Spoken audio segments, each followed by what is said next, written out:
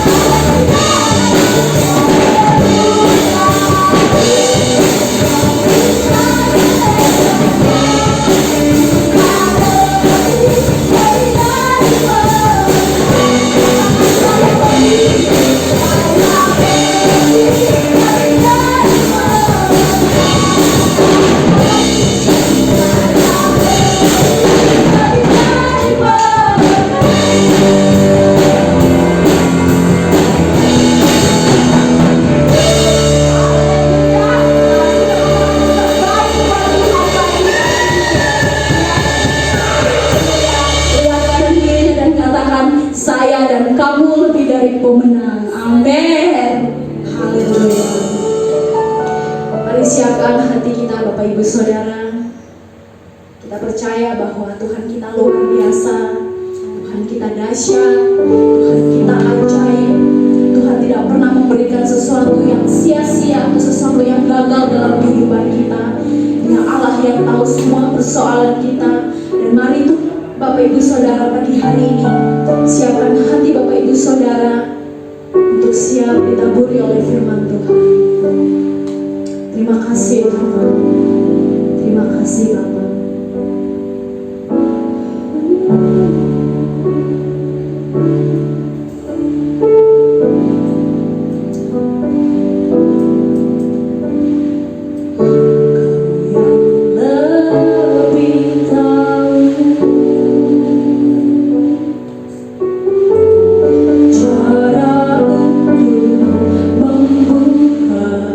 Jalan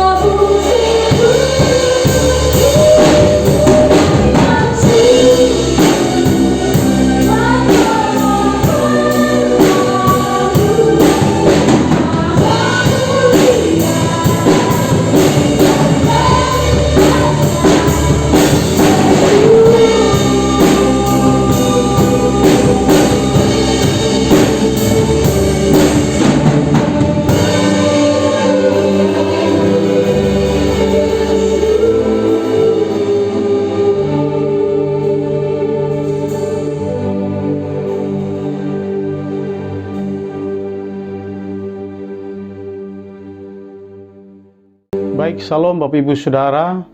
Kita akan mengadakan perjamuan kudus pagi hari ini.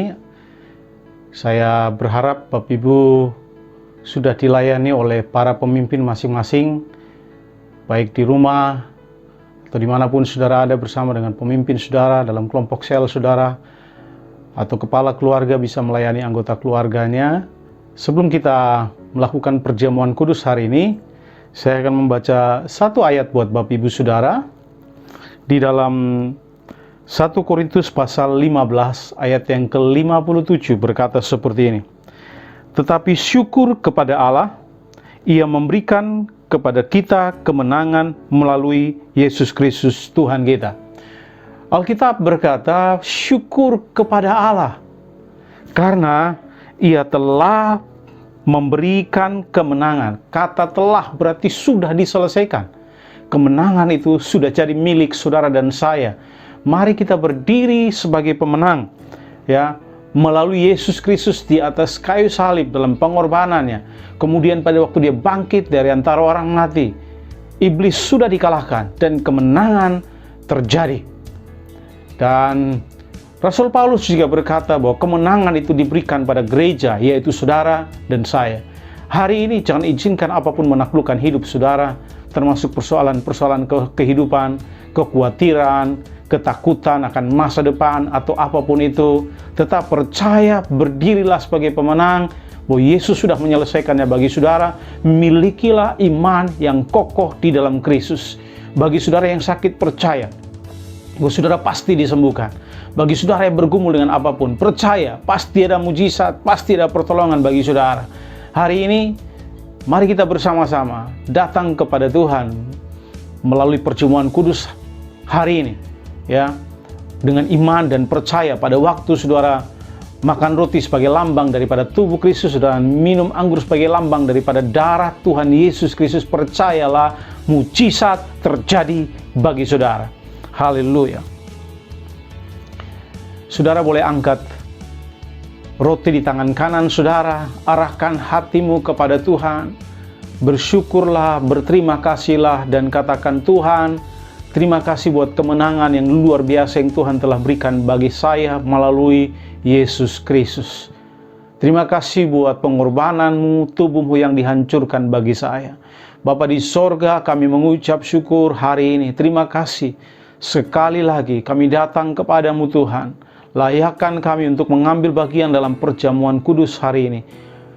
Bapa di sorga, tolong kami untuk mengingat akan kasih-Mu yang besar buat kami.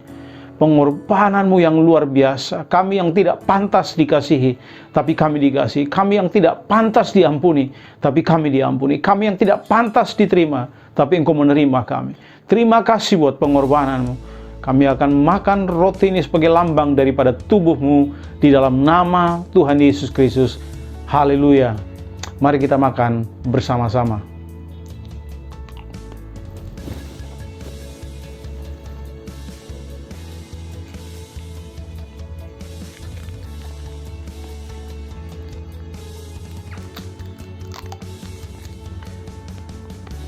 Sambil saudara memegang anggur di tangan kanan saudara, angkat sedikit lebih tinggi, dan mari kita berdoa sekali lagi kepada Tuhan. Terima kasih Bapa di sorga, darah-Mu yang tertumpah di atas kayu salib adalah keuntungan bagi kami. Setiap tetesan darah-Mu adalah bukti kasih-Mu yang luar biasa buat kami, menyembuhkan kami, menguatkan kami, memberikan kami kemenangan yang luar biasa di dalam Kau. Kami berdoa, kami mengucap syukur, kami berterima kasih Tuhan Yesus. Terima kasih sekali lagi buat darah-Mu yang tertumpah buat kami. Dan hari ini kami meminumnya di dalam nama Yesus. Anggur sebagai lambang daripada darah-Mu, supaya kami mendapatkan kesembuhan, kekuatan yang baru, pemulihan yang baru, terobosan bersama dengan Kristus. Di dalam nama Yesus, mari kita minum bersama-sama. Haleluya.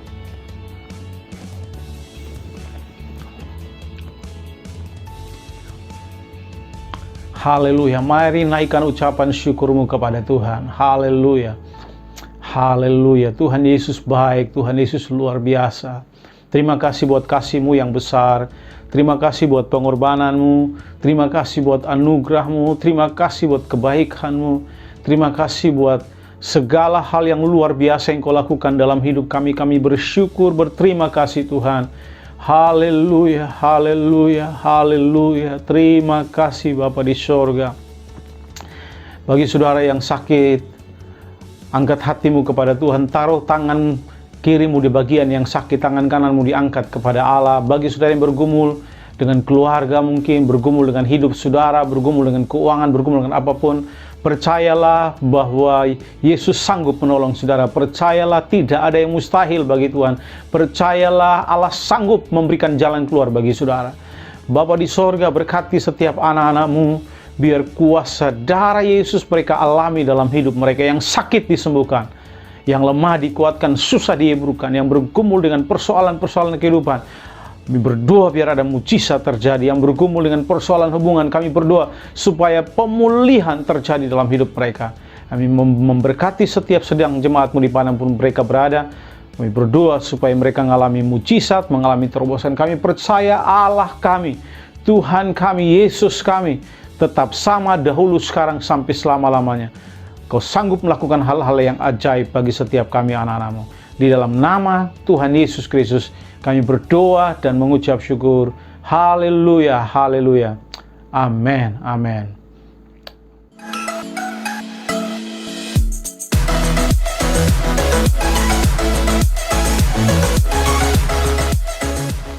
Shalom Bapak Ibu Saudara. Hari Minggu ini sedikit berbeda. Saya saat ini berada di air terjun Campuhan Batu Riti Tabanan. Senang sekali bisa jumpa dengan saudara di hari Minggu ini. Sebelum kita mendengarkan firman Tuhan, mari kita berdoa terlebih dahulu. Bapa di sorga, kami berdoa memberkati firman yang akan kami dengar, urapi hamba-Mu dan semua kami yang mendengarkan, supaya firman-Mu memberkati setiap kami dimanapun kami berada. Di dalam nama Yesus kami berdoa, haleluya, amin. Hari ini kita masih membahas seri dari khotbah kita mengenai mentalitas pemenang. Dan hari ini di minggu yang kedua kita membahas mengenai masih dalam tokoh atau kisah dari seorang tokoh terkenal bernama Raja Daud. Dan hari ini saya mau menolong saudara untuk membahas mentalitas pemenang. Yang kedua adalah berusahalah untuk menaklukkan musuhmu yang sebenarnya, dan taklukkanlah dan kasihilah saudaramu. Nah, mari kita baca Bapak Ibu Saudara di dalam 1 Samuel 17 ayat 28. Di sana dikatakan, ketika Eliab kakaknya yang tertua mendengar perkataan Daud kepada orang-orang itu, bangkitlah amarah Eliab kepada Daud sambil berkata, mengapa engkau datang dan siapakah kau tinggalkan, pada siapakah kau tinggalkan kambing domba yang 2-3 ekor itu di padang gurun? Aku kenal sifat pemberanimu dan kejahatan hatimu. Engkau datang kemari dengan maksud melihat pertempuran. Saat ayah daripada Daud mengutus Daud untuk mengantar makanan dan mengecek keadaan saudara-saudaranya di sana, pada waktu Daud sampai di sana, kemudian dia mendengarkan cemooh yang dilontarkan oleh Goliat terhadap pasukan tentara Israel.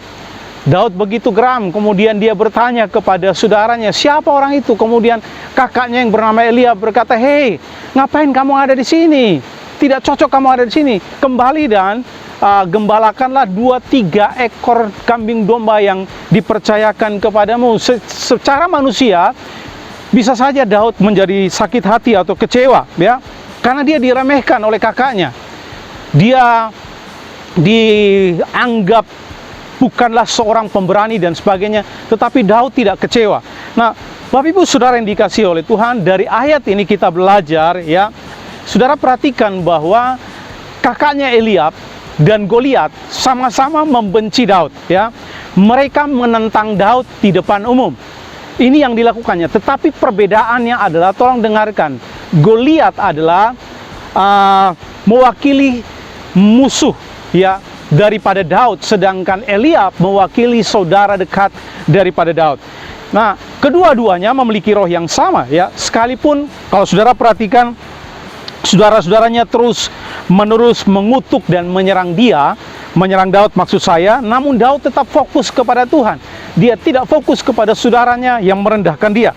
Dia tidak berfokus kepada saudaranya yang menyerang dia, kemudian dia tidak menyerang kembali saudaranya. Karena dia tahu musuh sebenarnya bukan saudaranya. Musuh sebenarnya adalah Goliat dan juga ada pada dirinya. Itu sebabnya saudara, hari ini kita akan belajar dua hal. Hal yang pertama adalah pada waktu kalau Anda ingin menjadi pemenang, maka kenalilah musuhmu yang sebenarnya. Di bagian ini kita akan belajar, saudara, bahwa ada dua musuh daripada Daud. Musuh yang pertama adalah musuh yang ada di luar Daud, yaitu Goliat, ya, ada di luar dirinya. Nah, dengan jelas kalau saudara perhatikan bahwa Eliab bukan musuh daripada Daud. Eliab adalah saudara dekatnya. Itu sebabnya pada waktu dia direndahkan, Daud tetap memiliki respon yang benar. Karena dia tahu musuhnya bukan Eliab, tapi musuh yang sebenarnya adalah Goliat, bukan Eliab kakaknya. Nah, kita harus kenal musuh kita sebenarnya kalau kita ingin menaklukkan musuh kita. Pepatah mengatakan, jika Anda tahu siapa Anda, namun Anda tidak tahu musuh Anda, maka Anda memiliki 50% kesempatan untuk menang. Sebaliknya, jika Anda tahu siapa musuh Anda, tetapi Anda tidak tahu siapa Anda, maka Anda memiliki 5% untuk menang. Sebaliknya, jika Anda tahu siapa Anda, dan Anda tidak tahu siapa musuh Anda, nah, perhatikan yang ketiga, kalau Anda tidak tahu siapa Anda dan juga tidak tahu musuh Anda, maka Anda tidak memiliki kesempatan untuk menang. Sebaliknya, jika Anda tahu siapa Anda dan Anda tahu siapa musuh Anda, maka Anda memiliki 100% kesempatan untuk menang. Nah, kita percaya Bapak Ibu Saudara bahwa musuh kita yang sebenarnya bukan saudara seiman kita, tapi musuh kita yang sebenarnya adalah penguasa-penguasa di udara. Itu sebabnya Rasul Paulus berkata, Efesus 6 ayat 12, karena perjuangan kita bukanlah melawan darah dan daging, tetapi melawan pemerintah-pemerintah, melawan penguasa-penguasa, melawan penghulu-penghulu dunia yang gelap ini, melawan roh-roh jahat di dunia. Jadi kita harus kenal musuh kita yang sebenarnya. Dan ingat baik-baik, musuh kita yaitu iblis sudah ditaklukkan oleh Tuhan Yesus di atas kayu salib. Pada waktu Yesus mati di kayu salib, kemudian bangkit pada hari yang ketiga, kuasa setan sudah dikalahkan. Kita lebih dari pemenang. Jadi Bapak Ibu Saudara yang dikasihi oleh Tuhan, saudara, label saudara saya adalah pemenang. Jangan takut terhadap kuasa apapun. Ingat baik-baik bahwa roh yang ada dalam diri kita lebih besar daripada roh yang ada dalam dunia ini. Kemudian yang kedua, musuh yang perlu ditaklukkan Daud yang kedua adalah musuh dalam dirinya sendiri. Pepatah mengatakan bahwa your greatest enemy is yourself. Musuh terbesar kita atau musuh terbesar Anda adalah diri kita sendiri. Ya, makanya sebuah pepatah mengatakan jika tidak ada musuh di dalam, maka musuh dari luar tidak akan dapat melukai Anda. Nah, banyak kali kita mencoba untuk menyerang orang-orang yang melukai kita, orang-orang yang merendahkan kita dan sebagainya. Kita lupa bahwa mereka bukan musuh kita. Yang pertama tadi musuh kita adalah setan atau iblis yang sudah Yesus taklukkan. Dan kita perlu dengan keberanian daripada Allah percaya bahwa kita ditetapkan lebih dari pemenang. Kita sudah menang. Yang kedua, musuh dalam diri kita sendiri. Artinya kadangkala Bapak Ibu Saudara bahwa ego kita, cara respon kita, pemikiran kita, itulah yang menjadi musuh terbesar kita. Jadi saat kita meresponi dengan negatif, sesungguhnya kita sedang mengizinkan orang lain mengambil alih dalam diri kita. Saat kita meresponi dengan negatif, perlakuan atau tindakan orang lain terhadap kita, maka kita sedang mengizinkan orang itu mengontrol hidup kita, ya. Namun di saat Anda meresponi dengan positif, maka saudara sedang memegang kendali. Jadi Bapak Ibu Saudara, pada waktu saudara meresponi dengan negatif, sesungguhnya saudara sedang dikalahkan. Jadi saya mendorong Bapak Ibu Saudara, ya, taklukkanlah diri kita, karena musuh terbesar dalam hidup ini adalah ada dalam diri kita, ya, yourself. Daud dapat menaklukkan egonya, dia dapat menaklukkan emosinya, dia dapat menaklukkan pikiran negatifnya. Kalau saudara perhatikan, ya, kita akan melihat di 1 Samuel 16 ayat 11, Daud mendapat perlakuan negatif dari ayahnya. Kalau sudah perhatikan pada waktu Samuel datang untuk mengurapi Daud menjadi raja, semua anak-anak dikumpulkan, tetapi Daud ada di padang mengembalakan kambing domba. Dia tidak direken, dia tidak diperhitungkan. Ayat 11 di sana dikatakan, lalu Samuel berkata kepada Isai, inikah anakmu semuanya? Jawabnya, masih tinggal yang bungsu, tetapi sedang mengembalakan kambing domba. Kata Samuel kepada Isai, suruhlah memanggil dia, sebab kita tidak akan duduk makan sebelum ia datang kemari. Jadi Daud, dari keluarga sendiri dia tidak dianggap, dari ayahnya sendiri. Tetapi itu tidak membiarkan dia menjadi seorang yang kecewa, pahit, dan sebagainya. Dia dapat menaklukkan egonya, dapat melakukan pikirannya, tetap berpikir positif, dapat menaklukkan emosinya. Yang berikut kalau saudara perhatikan ayat yang kita baca tadi, 1 Samuel 17 ayat 28, ya, perlakuan negatif dari kakaknya kepada Daud, ya. Nah, kalau saudara perhatikan, kakaknya sendiri merendahkan Daud. Nah, padahal kalau saudara perhatikan, kakaknya seorang prajurit yang terlatih. Daud tidak terlatih sebagai seorang prajurit. Dia terlatih di padang melawan binatang buas yang mencoba untuk memangsa domba-dombanya. Tetapi keberaniannya jauh lebih daripada keberanian kakak-kakaknya. Kemudian yang ketiga, perlakuan negatif dari Saul kepada Daud. Kalau saudara perhatikan 1 Samuel 17 ayat 32 dan 33, berkatalah Daud kepada Saul, janganlah seorang menjadi tawar hati karena dia, hambamu ini akan pergi melawan orang Filistin itu. Tetapi Saul berkata kepada Daud, perhatikan, Saul berkata kepada Daud, tidak mungkin engkau dapat menghadapi orang Filistin itu untuk menaklukkan dia, sebab engkau masih sangat muda. Sedang dia sejak dari masa mudanya telah menjadi prajurit. Tidak mungkin, kata Saul, kamu masih terlalu muda. Bau kencur tidak bisa apa-apa. Dia sudah berperang sejak usia mudanya. Tidak mungkin kamu bisa menaklukkan dia. Tapi Daud tidak mengizinkan, ya, semua perlakuan negatif itu mengontrol hidupnya, ya. Dia memegang kendali. Dia tidak izinkan perkataan-perkataan atau tindakan yang dilakukan oleh ayahnya, oleh kakaknya, oleh Saul mengambil alih dan mengontrol hidupnya. Dia tahu bahwa dia perlu memiliki mentalitas pemenang, mengontrol, menguasai ego dan emosinya. Jadi Bapak Ibu Saudara yang dikasihi oleh Tuhan, yang pertama, kenali musuh saudara dan taklukkan itu. Ya.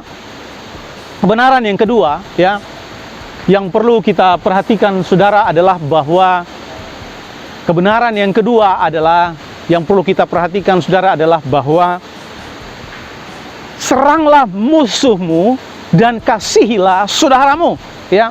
Eliab sebagai saudaranya Saul menyerang Daud, ya. Nah, kalau saudara perhatikan, Daud menyerang musuhnya Goliat, tapi dia tidak menyerang saudaranya, yaitu Eliab, yang notabene merendahkan dia dan mengucapkan kata-kata negatif kepadanya. Memang dalam hidup ini saudara, bahwa jauh lebih menyakitkan ditikam oleh perkataan saudara sendiri daripada orang lain. Jauh lebih menyakitkan mendapatkan perlakuan negatif dari saudara yang dekat sendiri daripada orang lain. Jauh lebih menyakitkan pada waktu kita diperlakukan negatif, maki-maki atau direndahkan oleh saudara sendiri daripada orang lain. Jauh lebih menyakitkan. Tetapi Daud mampu mengontrol pikiran dan egonya. Dia mampu mengontrol emosinya. Nah, kalau saudara perhatikan, ya, ingat ini baik-baik, ya. Fokuslah kepada musuhmu, ya, yang sebenarnya, yaitu Goliat. Musuhmu yang sebenarnya yang ada di luarmu, yaitu setan iblis, dan fokuslah untuk menaklukkan musuhmu yang sebenarnya, yaitu dirimu sendiri. Dan kalau ada orang-orang yang melukai saudara, sekalipun orang terdekat saudara, yaitu saudaramu sendiri, kasihilah mereka karena mereka bukan musuh saudara, ya. Seorang pemenang tidak akan menghabiskan waktu untuk membicarakan atau menghabiskan waktu untuk kecewa dan membicarakan tindakan negatif orang lain kepada dirinya. Seorang pecundang justru akan menghabiskan waktu hanya untuk kecewa, hanya untuk mengeluh, membicarakan kelemahan, kekurangan orang, dan tindakan negatif yang dilakukan orang lain kepadanya, mencari pembelaan dan sebagainya. Bapak Ibu Saudara dikasihi oleh Tuhan, sedangkan seorang pemenang akan menghabiskan waktunya untuk menolong orang, mengembangkan orang, menghabiskan waktunya untuk membawa orang naik dari satu level ke level berikutnya, menolong orang menjadi pribadi yang lebih baik dan tidak pusing dengan apa yang dilakukan orang lain kepada dirinya. Jangan sibuk mencari-cari kesalahan orang lain dan membicarakannya, tapi sibuklah untuk menolong orang dan membawa mereka supaya mereka punya hidup yang jauh lebih baik. Inilah yang perlu kita lakukan, Bapak Ibu Saudara. Kita mesti membedakan antara saudara dan musuh, ya. Daud bisa saja membunuh Eliab seperti dia membunuh Goliat yang tinggi besar, ya. Eliab saudaranya tidak seberapa jika dibandingkan dengan Goliat yang badannya jauh lebih besar, saudara. Daud bisa saja membunuh dia, tapi Daud tidak melakukannya karena dia tahu siapa saudaranya dan siapa musuhnya. Siapa musuh yang perlu ditaklukkan dan siapa saudara yang perlu dikasihi. Itu sebabnya Bapak Ibu Saudara yang dikasihi oleh Tuhan, kita belajar hari ini, ya, Bapak Ibu Saudara, bahwa mari miliki mentalitas seorang pemenang. Ya, tetap habiskan waktumu untuk mengasihi orang lain, menolong mereka supaya mereka punya hidup lebih baik, dan jangan habiskan waktu hanya untuk iri hati, cemburu, kecewa, ngomongin orang, gosipin orang, dan sebagainya. Jangan habiskan waktu untuk itu. Hidup kita terbatas, kesempatan kita terbatas. Mari kita gunakan waktu ini untuk menolong orang. Mari gunakan waktu ini untuk bawa orang berjumpa dengan Tuhan, dan tolong mereka menjadi pemimpin, tolong mereka supaya hidup mereka jauh lebih baik dari sebelumnya. Karena itulah investasi terbaik yang bisa kita lakukan, jauh lebih terbaik dari apapun, ya, daripada sekedar menghabiskan waktu untuk hanya cerita kesalahan orang. Apalagi kita memuat di Facebook dan segala macam, mengutarakan kekecewaan kita, dan yang lebih parah lagi, kita ambil ayat-ayat firman Tuhan untuk mendukung kita dan menyerang orang lain, ya. Kita merasa bahwa kitalah yang paling benar. Nah, Bapak Ibu Saudara yang dikasihi oleh Tuhan, jangan, Bapak Ibu Saudara, mari habiskan waktumu untuk nolong orang, ya. Seranglah musuhnya dan bukan serang saudaramu. Saudaramu perlu dikasihi. Ingat, musuh kita yang sebenarnya bukan saudara kita. Musuh kita yang sebenarnya adalah yang pertama, kuasa setan iblis yang sudah ditaklukkan oleh Yesus, dan kita perlu dengan otoritas dari Allah menaklukkan mereka, menaklukkan kuasa kegelapan. Dan yang kedua, musuh kita yang terbesar adalah diri kita sendiri. Kita perlu sadar ini. Saudara-saudara seiman kita, mereka bukan musuh kita, mereka adalah saudara kita. Hari ini saya mendorong saudara, mari. Kalau hari ini saudara kecewa, hari ini saudara direndahkan, hari ini mungkin saudara terpuruk karena perlakuan saudara dekatmu kepada saudara. Mungkin saudaramu mengucapkan kata-kata yang merendahkan, memaki, mengucapkan kata-kata yang membuat saudara terpuruk. Bangkit dan jalanilah hidupmu dengan lebih baik. Jadi Bapak Ibu Saudara yang dikasihi oleh Tuhan, sebelum kita mengakhiri khotbah ini, saya mau mendorong saudara, kalau saudara disakiti, saudara kecewa, saudara terluka dan sebagainya, jangan izinkan itu mengontrol, menaklukkan hidup saudara. Ya, mari ambil alih kendali itu atas hidup saudara. Lepaskan pengampunan, kasihi saudaramu, karena musuh sebenarmu bukan mereka. Musuh sebenarmu adalah kuasa kegelapan, dan juga musuh terbesar adalah dirimu sendiri. Saudaramu bukan musuhmu, kasihilah mereka. Mari ambil waktu untuk tolong orang lain. Habiskan waktu saudara untuk mengasihi orang, menolong orang, supaya hidup mereka lebih baik. Lepaskan pengampunan, bangkit lagi, dan biarkan kasih Allah yang luar biasa mengalir di dalam hidup saudara. Hari ini, ya Bapak Ibu Saudara, saat kita mengambil bagian dalam perjamuan kudus, ingatlah bahwa Yesus berkorban di atas kayu salib karena Dia sangat mengasihi saudara, ya. Dia sangat-sangat mengasihi saudara. Sekalipun kita begitu melukai hatinya, kita melakukan hal-hal yang tidak berkenan, tetapi Yesus tetap berkorban mengasihi kita. Mari kita lakukan hal yang sama. Dan saya hari ini mau berdoa buat Bapak Ibu Saudara. Mari arahkan hatimu kepada Tuhan, biarkan kasih Allah mengalir berlimpah di dalam hidup saudara. Bapa di sorga, berkati semua sidang jemaatmu dimanapun mereka berada. Biar kasih Allah dari sorga mengalir di hati setiap mereka masing-masing, mampukan mereka untuk mengasihi jika mereka kecewa. Mereka bangkit lagi, ambil alih kendali, supaya mereka mengontrol kembali ego mereka, emosi mereka, pikiran mereka, supaya mereka tampil sebagai pemenang atas segala persoalan kehidupan. Berkati setiap anak-anakmu dimanapun mereka berada. Kasih Allah dari sorga mengalir berlimpah di atas hidup mereka. Dan kami percaya Bapa di sorga, kami akan tampil sebagai pemenang. Tolong kami supaya kami tetap menggunakan kesempatan, waktu-waktu yang ada untuk menolong orang, mengasihi orang, membawa orang, supaya mereka memiliki hidup yang jauh lebih baik. Di dalam nama Tuhan Yesus Kristus kami berdoa dan mengucap syukur. Haleluya. Amin. Tuhan Yesus memberkati Bapak Ibu Saudara. Selamat hari Minggu dan Shalom.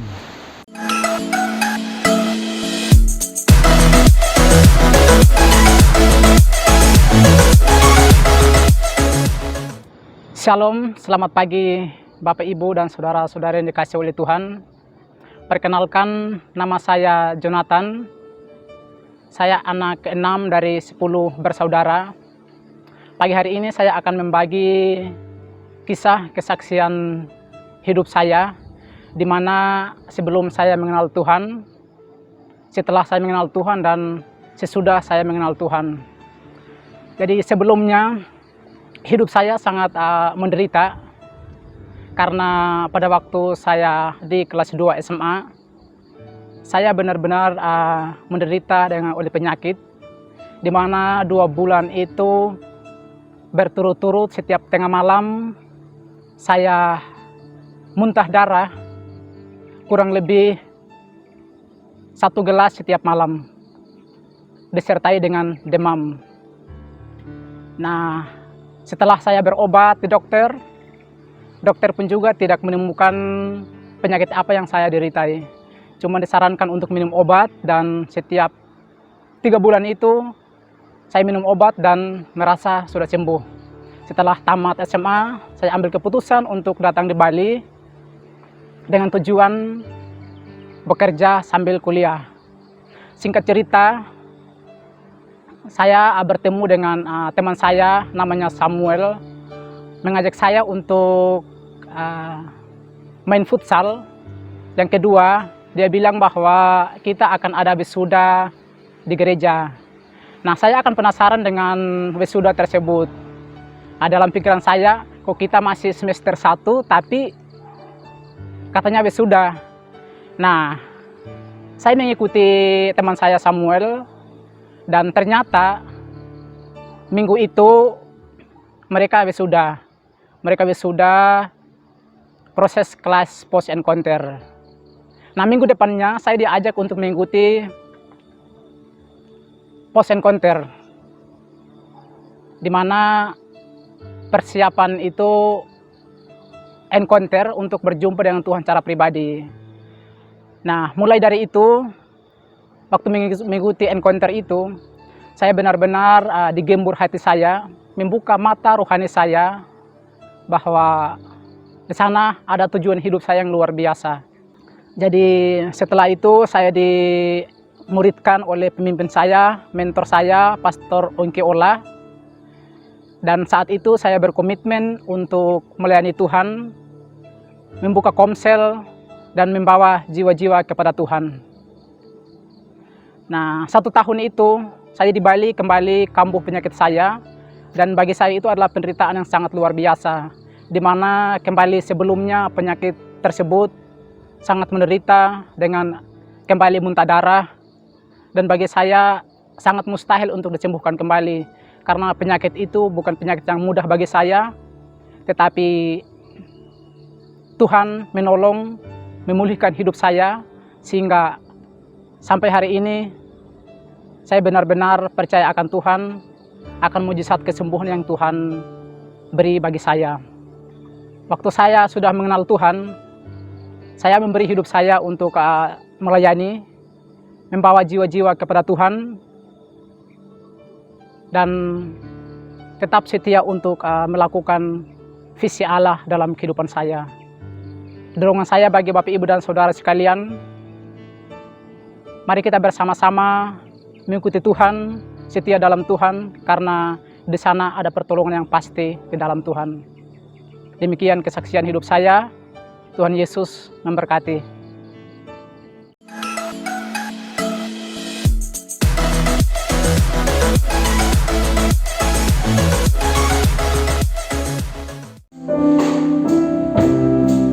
Baik, mari kita siapkan persembahan kita bersama Tuhan pagi hari ini. Sebelum Bapak Ibu beri yang terbaik bagi Tuhan, saya akan membacakan satu ayat firman Tuhan yang terambil dalam kitab Yunus 2:9. Tetapi aku dengan ucapan syukur akan kupersembahkan korban kepadamu, apa yang kurasakan akan kubayar, keselamatan adalah dari Tuhan. Bapak Ibu saya dikasih Tuhan, siapkan persembahan Bapak Ibu Saudara, saya akan membawa persembahan pagi hari ini.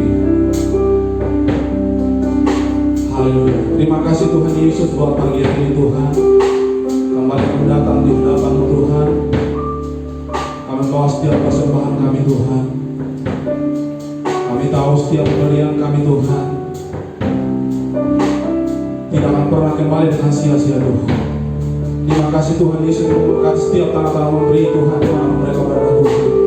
Memberkati pekerjaan Tuhan, memberkati rumah tangga, memberkati masa depan Tuhan. Apa saja kerja pertangkap mereka dibuat berhasil oleh Tuhan. Terima kasih Tuhan Yesus, dan bersyukur pagi ini Tuhan. Kami siap memberikan persembahan kami pagi ini Tuhan. Dalam nama Tuhan Yesus kami berdoa. Haleluya.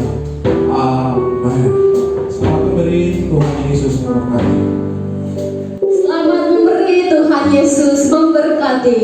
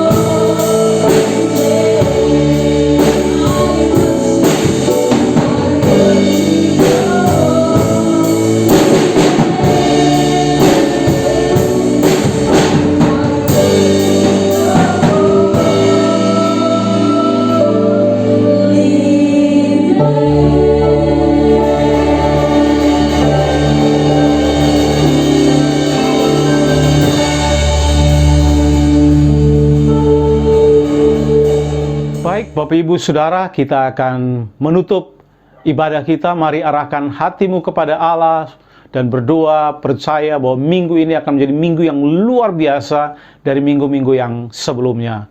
Haleluya, haleluya. Bapa di sorga, kami berdoa. Sekali lagi, kami tidak henti-hentinya berdoa bangsa kami Indonesia. Berkati bangsa kami, pemulihan terjadi, kebangkitan ekonomi terjadi, pemulihan terjadi. Juga buat Pulau Bali diberkati oleh Tuhan, berkat Allah dilimpahkan. Kami berdoa supaya kebangkitan ekonomi pariwisata juga terjadi di Pulau Bali yang kami cintai ini. Berkati para pemimpin, baik di bangsa ini maupun di pulau ini. Berkat Allah limpahkan hikmat bagi mereka. Kami percaya bahwa mereka dengan hikmat Tuhan dapat memimpin bangsa dan pulau ini melalui krisis yang sedang terjadi ini. Terima kasih Bapa di sorga. Kami berdoa sekali lagi juga buat sidang jemaatmu dimanapun mereka berada. Suami, istri, anak-anak diberkati, yang bekerja diberkati, yang punya usaha diberkati usahanya, yang sekolah, yang kuliah diberkati sekolahnya, pintar, cerdas. Berkat Allah dilimpahkan buat setiap anak-anakmu yang dalam pergumulan Tuhan berkati supaya mereka mengalami mujizat daripada Allah. Mari Bapak Ibu Saudara angkat tanganmu dan terima berkat dari Tuhan. Allah memberkati engkau, memberkati keluar masukmu, makan minummu diberkati. Tuhan memberkati engkau, membawa engkau terus naik dan tidak turun. Jadi kepala bukan jadi ekor. Diberkati tidak saya cukup tapi berkelimpahan. Segala penyakit apapun disingkirkan daripada engkau. Engkau dipelihara oleh Tuhan. Tuhan berkati engkau supaya engkau jadi berkat bagi banyak orang. Anak cucumu tidak akan pernah meminta-minta. Pulanglah Tuhan menyertai saudara. Mulai hari ini Tuhan menyertai Bapak Ibu Saudara. Mulai hari ini sampai Maranatha Tuhan Yesus datang yang kedua kali. Dan berkat yang besar ini kita terima di dalam nama Bapa, Anak, dan Roh Kudus, yaitu dalam nama Tuhan Yesus Kristus. Dan semua kita yang percaya katakan amin. Shalom, selamat hari Minggu Bapak Ibu Saudara. Tuhan Yesus memberkati kita semua.